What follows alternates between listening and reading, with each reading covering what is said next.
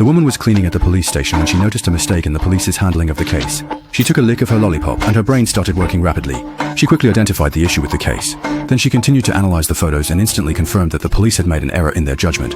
Following his principle of correcting his own mistakes, he decisively erased the suspect's label and wrote "victim" underneath. The next day, when the officer in charge of the case, Duck, came to work, he turned around and found that his judgment had been altered, and he instantly became furious. All his colleagues were confused, so he asked his assistant to check the surveillance footage. Sure enough, the woman's actions were all recorded. They quickly found the woman for questioning. The woman admitted to her actions without hesitation, but the female leader sternly told her that tampering with a criminal case is also a crime. However, the woman claimed she didn't tamper but corrected a wrong result. Obviously, the elder brother believed his judgment was correct, but the woman firmly stood by her reasoning. The female leader didn't want to hear her explanations and directly presented the materials, asking her to explain. What mistakes did you see? Seeing the leader's strong support, the woman began her performance.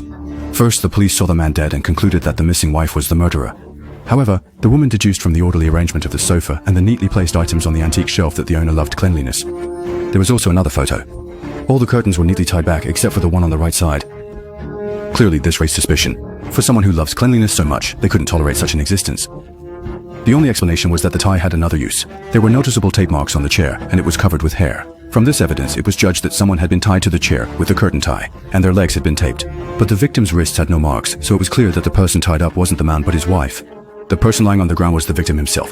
The conclusion was there was a third person at the scene. Although the woman's reasoning was very logical, even Officer Duck couldn't find any flaws.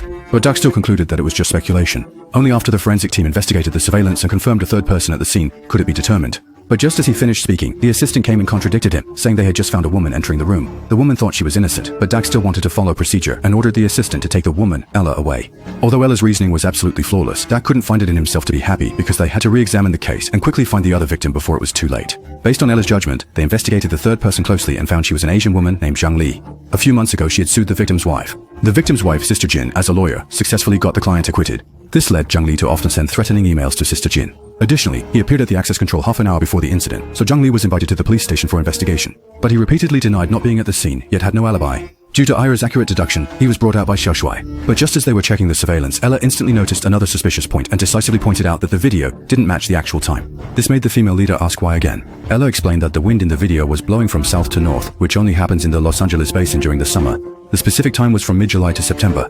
In late autumn, the wind blows from the north, peaking in January. Clearly, the video was from a few months ago. Determining the wind direction in the video was simple, because there was a church behind the woman, and historically, pastors would orient churches to face east, allowing sunlight to fill the area behind them. This made the pastor look more like God. By looking at the leaves' direction in the video, one could determine the wind direction. As for what kind of wind was blowing at the time of the incident, no one should be unaware. The assistant quickly confirmed all the reasoning was correct. Doc noticed the video was being replaced, and Eileen quickly left the scene. Unexpectedly, the female leader quickly chased her.